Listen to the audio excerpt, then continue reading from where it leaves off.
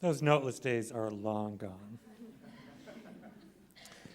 Welcome to this year's Boston Globe Horn Book Awards. This is our 46th year of the award, and we're very pleased to bring it, I think, as Kathy and Helen were both saying, home to Simmons. We do have a very long-standing relationship and friendship with this school, and we're very pleased to have developed that even further.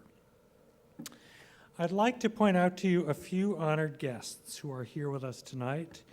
Among them, two emerita who taught children's literature here in the Center for the Study of Children's Literature and in the library school. Maggie Bush, I know you here. I saw you coming in. Maggie, wave your hand. Here's Maggie. Glad you could come.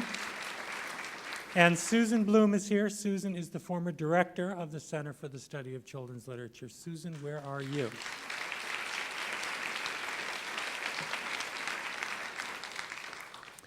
A few other people I want to point out that I think you should know. As of last week, the Hornbook has a new publisher, Ian Singer, who is over here. Welcome, Ian. Andrew Thorne, Vice President and Marketing Director of Media Source and the Hornbook, is here somewhere. There's Andrew. The editor-in-chief of our little sister, School Library Journal, Brian Kenny, is here. Brian. And the editorial director of our other little sister, the Junior Library Guild, Susan Marston, is here. Susan. I would also like to make a shout out to Ann Quirk, former publisher of the Hornbook, who ran this ceremony with aplomb for many years. I'm terrorized just standing up here while she's there at the other end. Ann, I know you're here. Wave and say hello. Hello, dear. And one more guest I would like to point out.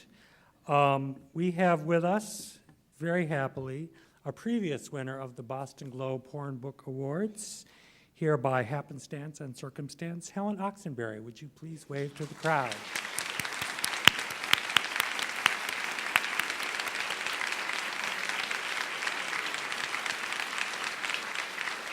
We're very glad you could come again.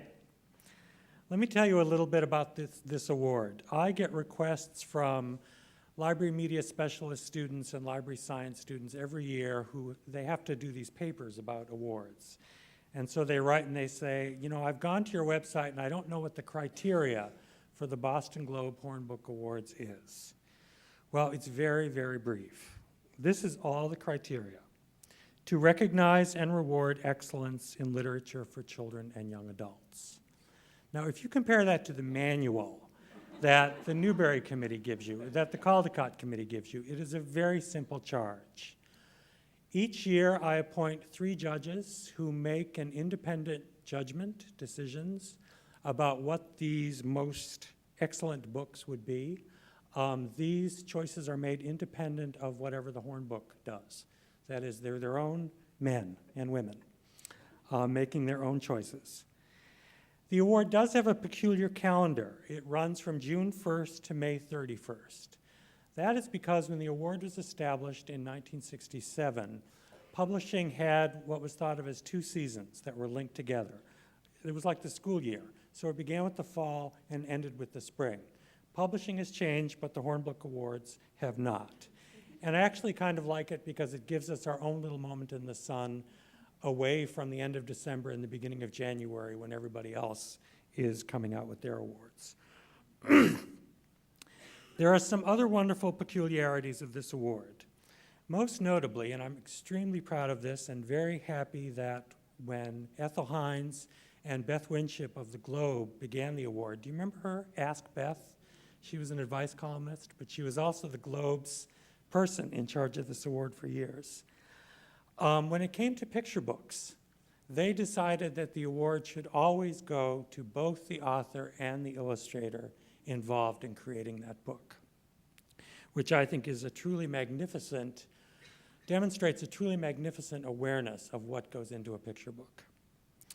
It also does not have to be a book by an American citizen, and it does not have to be a book first published in this country. So as long as it is published in this country within the time period covered, we're happy. It can come from anywhere, and it can be by anyone. We also have, in some years, a special award. Sometimes a book pops up that the judges love, but they say, but what is it? Is it fiction? Well, kind of. Is it nonfiction? Well, it's kind of that too. Is it a picture book? Well, yes, it's illustrated. They don't know what to do, and they will award a special award. Susan Bloom, I remember one year when you were chair, we gave a special award to Peter Cease for the book Tibet, and Peter is also here tonight to receive an honor book again. Let me introduce you to my judges, and they're going to take over. These are the people who really do the heavy lifting. The chair of the committee was Martha V. Paravano, my good friend, executive editor of the Hornbook magazine, and co-author of the recently released A Family of Readers, which is available for purchase outside where Terry and Leo are selling books from the Children's Bookshop. Martha will be presenting the awards for fiction. Children.